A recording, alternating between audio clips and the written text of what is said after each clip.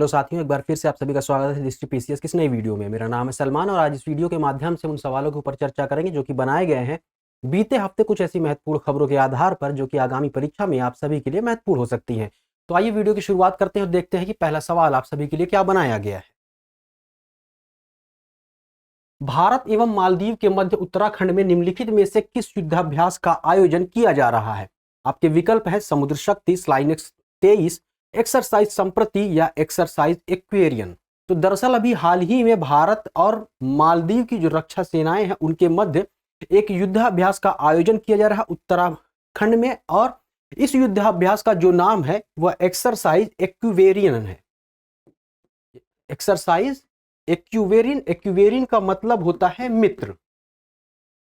तो यहां से हम देखें तो इस तरह से इस प्रश्न का जो उत्तर हो जाएगा डी हो जाएगा। इसके अंतर्गत यह जो युद्धाभ्यास आयोजित किया जा रहा है यह 11 जून से 24 जून 2023 तक उत्तराखंड के चौबटिया नामक स्थान पर इसका आयोजन किया जा रहा है। अब बात करें इस युद्धाभ्यास का जो प्रमुख उद्देश्य है वो क्या है कि तो इन दोनों देशों के मध्य संयुक्त राष्ट्र के शासनादेश के अंतर्गत कोई भी काउंटर इंजर्जेंसी की समस्या आती है या काउंटर टेररिज्म ऑपरेशन होता है तो इसमें इंटर कोऑपरेबिलिटी को बढ़ावा देना, इसके अलावा संयुक्त मानवीय सहायता एवं आपदा राहत कार्यों को पूरा करना है मिलजुल कर। और अगर बात करें यह जो युद्धाभ्यास आयोजित किया जा रहा है तो यह इसका 12वां संस्करण है, यानी कि वर्ष 2023 में जो यह युद्धाभ्यास भारत और मालदीव की सेनाओं के मध्य आयोजित किया जा रहा है यह इसका 12वां संस्करण है। तो प्रश्न का जो सही उत्तर हो जाएगा ऑप्शन डी हो जाएगा। बात कर लेते हैं अगले प्रश्न पर। सवाल है निम्नलिखित कथनों पर विचार कीजिए। मैनपैड्स कम दूरी की सतह से हवा में मार करने वाली मिसाइल है। FIM 92 स्टिंगर्स को मैनपैड्स के रूप में वर्गीकृत किया गया है।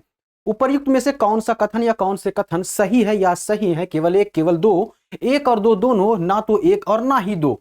मैनपैड्स की अगर हम बात करें तो इसका जो फुल फॉर्म है यहां पर आप मैन से देख सकते हैं, man, P for portable air defence system, यानी कि man portable air defence system इसका फुल फॉर्म है।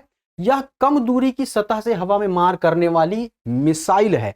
तो पहला कथन बिल्कुल सही है। और इसी के अंतर्गत बात करें जो मैनपैड मिसाइल है इसकी जो उपयोगिता है इसमें खासकर नाइट विजन क्षमता होने के कारण जो यूक्रेन युद्ध चल रहा है उसमें इसकी खासियत देखी गई, इसकी महत्वपूर्णता को वहां पर प्रदर्शित किया गया है, जिसकी वजह से जो भारतीय सेना है इसके ऊपर अपना ध्यान केंद्रित किए हुए है। साथ ही साथ FIM 92 स्टिंगर्स जो है यह अमेरिकी विभाग द्वारा दागो और भूल जाओ के अंतर्गत वर्गीकृत किया गया है मैनपैड्स के रूप में। तो दूसरा कथन भी बिल्कुल सही है, यानी कि दोनों ही कथन सही है। तो प्रश्न का जो सही उत्तर हो जाएगा ऑप्शन सी हो जाएगा। थोड़ा सा डिटेल में अगर हम यहां पर देखें तो यह कम दूरी की हल्की और पोर्टेबल सतह से हवा में मार करने वाली मिसाइल है और इसकी जो महत्ता है यूक्रेन संघर्ष के दौरान देखी गई है, क्योंकि इसमें नाइट विजन क्षमता मौजूद है। और इसी के अंतर्गत जो भारतीय सेना है वह laser beam riding man portable air defence system पर अपना ध्यान केंद्रित की हुई है और इसे किसी भी व्यक्ति या किसी भी छोटे समूह द्वारा दागा जा सकता है। इनका उपयोग उड़ान में फिक्स्ड और रोटरी विंग विमानों को रोकने के लिए भी किया जाता है। और FIM 92 स्टिंगर्स को अमेरिकी विदेश विभाग द्वारा दागो और भूल जाओ मैनपैड्स के रूप में वर्णित किया गया है। आप चाहें तो इसका स्क्रीनशॉट भी ले सकते हैं। चलिए बात कर लेते हैं अगले प्रश्न पर। सवाल है पोषण ट्रैकर मोबाइल एप्लीकेशन का प्रमुख कार्य निम्नलिखित में से क्या है? ऑप्शंस है आंगनवाड़ी केंद्र की गतिविधियों का 360 डिग्री दृश्य प्रदान करना, बालिकाओं में पोषण स्तर को ट्रैक करना, आदिवासी क्षेत्रों में 6 वर्ष तक के बच्चों में पोषण को बढ़ावा देना, ग्रामीण क्षेत्रों में 6 से 12 वर्ष तक की बालिकाओं में पोषण स्तर को ट्रैक करना। तो पोषण ट्रैकर मोबाइल एप्लीकेशन जो है दरअसल अभी हाल ही में एक जानकारी है, यह केंद्रीय महिला कल्याण विकास मंत्रालय के अंतर्गत जिसके तहत तकरीबन 57,000 से ज्यादा प्रवासी श्रमिकों ने एक राष्ट्र एक आंगनबाड़ी केंद्र योजना के अंतर्गत रजिस्ट्रेशन करवाया है। और ऐसा इसलिए संभव हो पाया है कि इसमें पोषण ट्रैकर मोबाइल एप्लीकेशन के साथ साथ केंद्र और राज्य सरकारों का समन्वय रहा है। तो इसके अंतर्गत अगर बात करें जो ट्रैकर मोबाइल एप्लीकेशन है यह मुख्य रूप से आंगनवाड़ी केंद्रों खासकर जो चाइल्ड केयर यूनिट है उनकी गतिविधियों का 360 डिग्री दृश्य प्रदान करता है। तो यहां से जो ऑप्शन ए है इस प्रश्न का बिल्कुल सही उत्तर हो जाएगा। अगर थोड़ा सा विस्तार में हम जाएं तो इसमें मुख्य रूप से ऐसी महिलाएं जो कि गर्भवती हैं, साथ ही साथ स्तनपान करा रही हैं, इसके अलावा 6 वर्ष से कम उम्र के बच्चों के लिए पूर्ण लाभार्थी प्रबंधन का दृश्य यह प्रदान करता है। कौन प्रदान करता है? पोषण ट्रैकर मोबाइल एप्लीकेशन। चलिए बात कर लेते हैं अगले सवाल पर। हाल ही में चर्चित विज्ञान विदुषी 2023 निम्नलिखित में से किससे संबंधित एक पहल है? आपके ऑप्शन है लिंग संतुलन को संबोधित करने की एक पहल, विज्ञान के क्षेत्र में नवाचार को बढ़ावा देने हेतु एक प्रदर्शनी, स्कूली स्तर पर बच्चों में नवाचार को बढ़ावा देने हेतु एक प्रदर्शनी, या सबसे अंत में है कॉलेज स्तर पर नवाचार को बढ़ावा देने हेतु एक प्रदर्शनी। तो विज्ञान विदुषी 2023 की अगर बात करें तो इसका संचालन जो है कोविड के दौरान से ही किया जा रहा है, और यह मुख्य रूप से डॉक्टरेट स्तर पर भौतिकी में अनुशासन के लिंग संतुलन को संबोधित करने की एक पहल है। तो इस तरह से प्रश्न का जो सही उत्तर हो जाएगा ऑप्शन ए हो जाएगा। और आइए इसको थोड़ा सा विस्तार में देख लेते हैं। सबसे पहले अभी हाल ही में एक पहल शुरू की गई है, कहां पर? Homi Bhabha centre for science education यानी कि HBCSC में विज्ञान विदुषी 2023 पहल की शुरुआत की गई है, और इसके अंतर्गत विज्ञान विदुषी 2023 डॉक्टरेट स्तर पर भौतिकी के अनुशासन में लिंग संतुलन को संबोधित करने की भी एक पहल है। तो यहां से प्रश्न का उत्तर आप सभी को मिल जाता है, लेकिन इसके बारे में थोड़ा सा अगर हम डिटेल में जाते हैं तो दरअसल Tata institute of fundamental research ने अपने Homi Bhabha centre for science education के माध्यम से MSc में भौतिकी में पढ़ने वाली छात्राओं के लिए 3 सप्ताह का ग्रीष्मकालीन कार्यक्रम विज्ञान विदुषी शुरू किया है। यह जो विज्ञान विदुषी पहल है यह कोविड के दौरान से ही शुरू की गई है, लेकिन विज्ञान विदुषी जो पहल अभी Homi Bhabha centre for science education में की गई है तो वह अभी हाल ही में की गई है, जिसकी वजह से यह एक बार सुर्खियों में बनी हुई है, और इसी वजह से इसको इस एपिसोड में, इस वीडियो में शामिल किया गया है। तो प्रश्न का जो सही उत्तर हो जाएगा ऑप्शन ए हो जाएगा। तो ये सारी बातें रही विज्ञान विदुषी 2023 को लेकर के। चलिए देखते हैं कि अगला सवाल क्या बनाया गया है। इंडिया आइडिया समिट की इस वर्ष की थीम क्या है? ऑप्शन है विश्वास, लचीलापन और सतत विकास, विकास, लचीलापन और विकास, विकास, लचीलापन एवं पर्यावरणीय विकास, और सबसे अंत में है विकास, लचीलापन और आधारभूत संरचना का विकास। तो दरअसल इंडिया आइडिया समिट का अभी आयोजन जो है वॉशिंगटन DC में स्थित US चैम्बर मुख्यालय में किया गया है, और इस वर्ष जो इसकी थीम थी विश्वास, लचीलापन और विकास है। और इस समिट का आयोजन जो है प्रत्येक वर्ष किया जाता है। क्यों किया जाता है? तो इसके पीछे मुख्य उद्देश्य यह है कि भारत और अमेरिका के मध्य जो आर्थिक सहयोग है, साथ ही साथ जो द्विपक्षीय संबंध है, उनकी महत्ता को दिखाने के उद्देश्य से इसका आयोजन प्रत्येक वर्ष किया जाता है।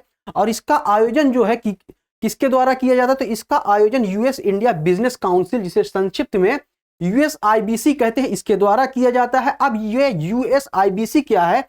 तो यह वर्ष 1975 में गठित भारत और अमेरिका के मध्य एक व्यावसायिक संगठन है। तो इसको भी आप लोग ध्यान में रखें, सीधे सीधे इसको भी देख करके पूछ सकता है और 4 विकल्प दे देगा। तो इसका जो सही उत्तर हो जाएगा कि वर्ष 1975 में भारत और अमेरिका के मध्य गठित एक व्यावसायिक संगठन है। तो यहां से आप देखें तो इस प्रश्न का जो सही उत्तर हो जाएगा ऑप्शन बी हो जाएगा। चलिए आगे बढ़ते हैं। सवाल बनाया गया पालकी महोत्सव किस समुदाय द्वारा मनाया जाने वाला प्रसिद्ध महोत्सव है? आपके विकल्प है आजीवक, वारकरी, भौतिकवादी या अक्रियावादी। तो दरअसल पालकी महोत्सव जो है वारकरी समुदाय के द्वारा मनाया जाने वाला एक सांस्कृतिक महोत्सव है, जो कि महाराष्ट्र की संस्कृति में एक विशिष्ट विशेषता और एक स्थान रखता है। और इसकी बात करें, यह जो महोत्सव है यह तकरीबन 1000 साल पुरानी परंपरा है, जिसका पालन वारकरी समूह के लोगों के द्वारा किया जाता है, और प्रत्येक वर्ष 22 दिनों तक चलता है यह महोत्सव। और इसे कब मनाया जाता है? तो हिंदू कैलेंडर की अगर बात करें तो हिंदू कैलेंडर का जो ज्येष्ठ महीना है, और ग्रेगोरियन कैलेंडर की बात करें तो जून के महीने में शुरू होता है। कितने दिनों तक चलता है? 22 दिनों तक चलता है। किसके द्वारा मनाया जाता है? वारकरी समुदाय। वारकरी समुदाय मुख्य रूप से कहां पर है? महाराष्ट्र में है, और यह तकरीबन 1000 साल पुरानी परंपरा है। तो यहां से जो प्रश्न का सही उत्तर हो जाएगा ऑप्शन बी हो जाएगा, यानी कि वारकरी समुदाय के द्वारा। अगला सवाल है मिशन इवॉल्व निम्नलिखित में से किसकी पहल है? आपके ऑप्शंस है SBI और कॉर्पोरेट मामलों के मंत्रालय, सिडबी और कॉर्पोरेट मामलों के मंत्रालय, SBI और नीति आयोग, या फिर सबसे अंत में है सिडबी और नीति आयोग। तो मिशन इवॉल्व जो है मुख्य रूप से इलेक्ट्रिकल व्हीकल से संबंधित एक मिशन है, इस मिशन के अंतर्गत वर्ष 2030 तक भारत का जो तकरीबन इलेक्ट्रिकल व्हीकल के मामले में 30% का लक्ष्य रखा गया है, उसके पाने में भी इस लक्ष्य को सिडबी के लक्ष्यों में संरेखित किया गया है। और यह सिडबी और नीति आयोग के साथ ही साथ विश्व बैंक और कोरियाई विश्व बैंक के सहयोग से शुरू किया गया एक पहल है, शुरू की गई एक पहल है। तो यहां पर आप देखें तो इस प्रश्न का जो सही उत्तर हो जाएगा सिडबी हो जाएगा। थोड़ा सा विस्तार में अगर देखें तो भारतीय लघु उद्योग विकास बैंक, जिसे कि हम सिडबी कहते हैं अंग्रेजी में अगर बात करें तो small industrial development bank of India, इसने नीति आयोग के सहयोग से साथ ही साथ इसमें विश्व बैंक, कोरियाई विश्व बैंक और कोरियाई आर्थिक विकास सहयोग के माध्यम से मिशन इवॉल्व लॉन्च किया है। अब मिशन इवॉल्व की अगर फुल फॉर्म की बात करें तो यहां पर आप देखिए electrical vehicle operations and lending for vibrant ecosystem, यह इसका फुल फॉर्म है। इसका फुल फॉर्म भी पूछा जा सकता है, तो आप लोग चाहें तो इसका स्क्रीनशॉट ले सकते हैं। बढ़ते हैं आगे की तरफ। तो अगर इसमें देखें तो यह मिशन जो है मुख्य रूप से जो एसएमईज हैं उनमें इलेक्ट्रिकल व्हीकल लेने के लिए जो ऋण की उपलब्धता में कमी होती है उसका वित्त पोषण करने में एक मदद करेगा, सहयोग करेगा। और जैसा कि मैंने पहले ही बताया है, यह मिशन वर्ष 2030 तक भारत के 30% इलेक्ट्रिकल व्हीकल प्रवेश लक्ष्य यानी कि EV 30 का समर्थन करने के लिए सिडबी के लक्ष्य के साथ संरेखित है। तो यहां से यह बात क्लियर हो जाती है कि प्रश्न का जो सही उत्तर हो जाएगा ऑप्शन डी हो जाएगा, यानी कि सिडबी और नीति आयोग साथ में विश्व बैंक और कोरियाई विश्व बैंक भी इसमें शामिल है, जो अपना सहयोग इस मिशन के अंतर्गत दे रहे हैं। चलिए आगे बढ़ते हैं। अगला सवाल देखने से पहले आप सभी के लिए एक सूचना है, और सूचना यह है कि उत्तर प्रदेश लोक सेवा आयोग द्वारा जो आगामी उत्तर प्रदेश मेंस की परीक्षा आयोजित की जाएगी, इसके लिए परिवर्तित पाठ्यक्रम के अनुसार दृष्टि संस्थान की ओर से ऑनलाइन मोड पर दृष्टि लर्निंग ऐप के माध्यम से कक्षाएं शुरू कर दी गई हैं। इससे संबंधित कोई जानकारी चाहते हैं या कोई अन्य जानकारी आप चाहते हैं तो इस दिए गए संपर्क नंबर पर कॉल करके आप जानकारी प्राप्त कर सकते हैं। साथ ही साथ क्या सुविधाएं विद्यार्थियों को दी जाएगी आप सभी यहां पर देख सकते हैं। तो इस कोर्स में प्रवेश लेकर के दृष्टि संस्थान के साथ जुड़ करके अपनी तैयारी को और बेहतर तरीके से आप सभी आगे बढ़ा सकते हैं। चलिए अगले सवाल की तरफ चलते हैं। सवाल बनाया गया है हाल ही में चर्चित हिरोशिमा AI मतलब आर्टिफिशियल इंटेलिजेंस, जिसे हिंदी में कृत्रिम बुद्धिमत्ता भी कहते हैं। तो हिरोशिमा AI प्रोसेस का संबंध निम्नलिखित में से किससे है? ऑप्शन है क्वाड, संयुक्त राष्ट्र संघ, G7 या फिर वर्ल्ड बैंक। तो दरअसल अभी हाल ही में विश्व के 7 औद्योगिक देशों ने मिल करके हिरोशिमा AI प्रोसेस से संबंधित एक पहल की शुरुआत की है। इसके अंतर्गत जो मुख्य उद्देश्य है कि कृत्रिम बुद्धिमत्ता को किस तरह से सर्वोत्तम तरीके से प्रयोग करके मानव हितों के लिए उसको अपनाया जा सके, तो इस उद्देश्य के साथ इसकी शुरुआत की गई है। और प्रश्न का जो सही उत्तर हो जाएगा G7 हो जाएगा, यानी कि सी वाला विकल्प इस प्रश्न का बिल्कुल सही उत्तर हो जाएगा। तो 7 औद्योगिक देश कौन से हैं? G7। इनके समूह ने आर्टिफिशियल इंटेलिजेंस को सर्वोत्तम तरीके से बढ़ावा देने के उद्देश्य से अपनी पहली बैठक की है, जो हिरोशिमा AI प्रोसेस का हिस्सा थी। अब हिरोशिमा AI प्रोसेस की शुरुआत जो है G7 हिरोशिमा लीडर्स कम्युनिटी ने की थी। G7 हिरोशिमा लीडर्स कम्युनिटी ने की थी। यह कृत्रिम बुद्धिमत्ता को विनियमित करने के लिए आगे का रास्ता निर्धारित करने का एक प्रयास भी है। चलिए अगले सवाल को देखते हैं। हाल ही में वेनिस की ग्रैंड कैनाल के फ्लोरेसेंट ग्रीन होने के पीछे कौन सा पदार्थ जिम्मेदार था? ऑप्शंस है फ्लोरेसिन, रोडामाइन, फ्लोरोफोरे या सबसे अंत में है क्लोरेसिन। तो दरअसल अभी हाल ही में वेनिस की ग्रैंड कैनाल का एक पोर्शन जो है वह फ्लोरेसेंट ग्रीन में तब्दील हो गया है, और इसके पीछे जो मुख्य कारण बताया जा रहा है वह जल नेटवर्क के परीक्षण करने वाले एक गैर विषैले पदार्थ फ्लोरेसिन के कारण बदल गया है। अब फ्लोरेसिन क्या है? तो फ्लोरेसिन जो है एक ज़ैंथीन डाई है। क्या है? यह एक ज़ैंथीन डाई है जो कि स्वयं एक फोटो एक्टिव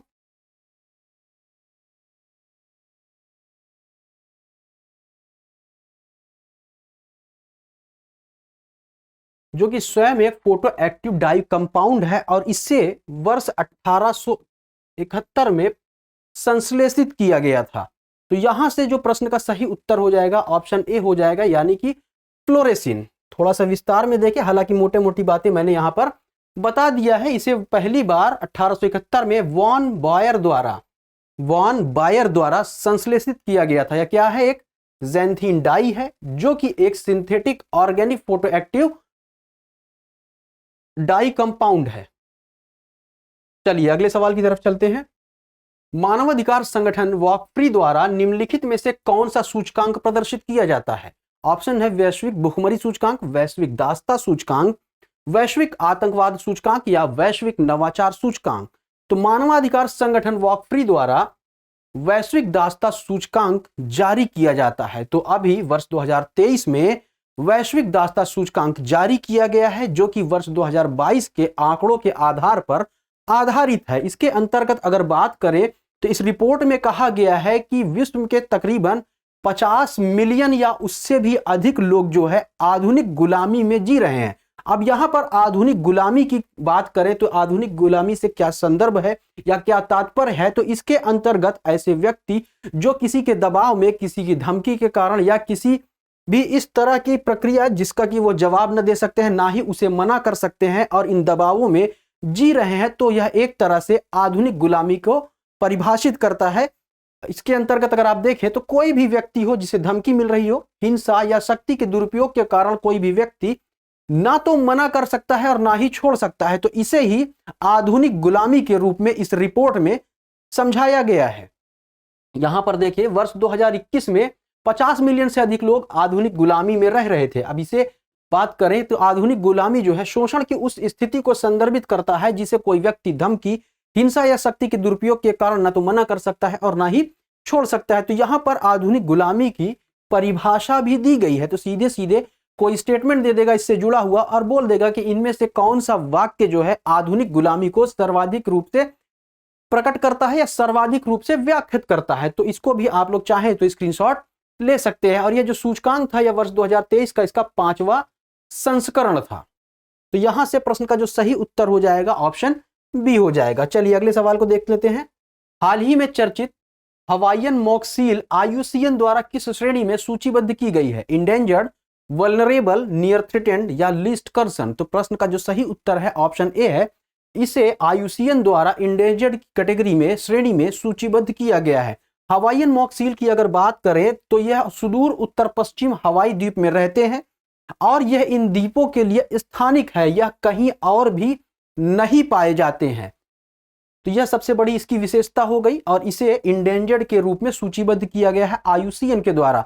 तो दरअसल यह खबर चर्चा में क्यों बनी है, तो इसके अंतर्गत अगर बात करें तो अभी हवाई द्वीप के कैमाना बीच पर एक हवाईयन मॉक सील ने जन्म लिया है। अगर इसकी बात करें तो जन्म के समय जो ये बच्चा होते हैं हवाईयन मॉक सील के, वह ब्लैक कलर के होते हैं, लेकिन जैसे जैसे इनकी आयु बढ़ती जाती है तो यह भूरे और स्लेटी कलर में बदल जाते हैं। और इनके कवच की बात करें तो यह कुछ एक भिक्षु के काउल के जैसे, यानी कि जो भिक्षुओं का चोला होता है, जो वह पहनावा होता है, उनकी तरह से दिखता है। और हवाईयन मॉक सील का जो यह नाम दिया गया है इसकी त्वचा की परतों के लिए ही रखा गया है और यही वह परत है जो कि भिक्षु के काउल यानी जो उनका पहनावा होता है, जो उनकी पोशाक होती है, उससे मिलती जुलती है। तो यह कुल मिला करके इससे संबंधित बातें रही हवाईयन मॉक सील से, जो कि अभी हाल ही में हवाई द्वीप के कैमाना बीच पर जन्म लिया है और इसे IUCN द्वारा इंडेंजर्ड की कैटेगरी में सूचीबद्ध किया गया है।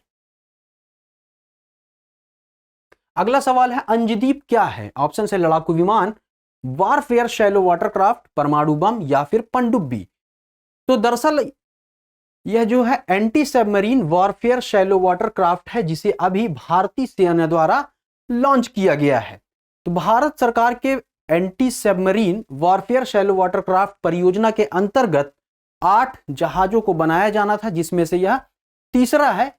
तो इस तरह से प्रश्न का जो सही उत्तर हो जाएगा ऑप्शन बी हो जाएगा। थोड़ा विस्तार में अगर देखें तो भारतीय नौसेना के अभी हाल ही में एक anti submarine warfare shallow water craft पोत अंजदीप को लॉन्च किया गया है। अंजदीप के निर्माण की अगर बात करें तो L&T और garden rich ship builders and engineers, जिसे शॉर्ट में GRSE कहा जाता है, इनके द्वारा इसका निर्माण किया गया है। और इसके नामकरण की बात करें तो इसके नामकरण के पीछे कर्नाटक के कारवार बंदरगाह पर स्थित अंजदीप के नाम पर रखा गया है, जो इसके सामरिक समुद्री महत्व को दर्शाता है। कारवार बंदरगाह, ध्यान रखिएगा कि कारवार बंदरगाह कहां पर है? कर्नाटक में है और वहीं पर अंजदीप स्थित है।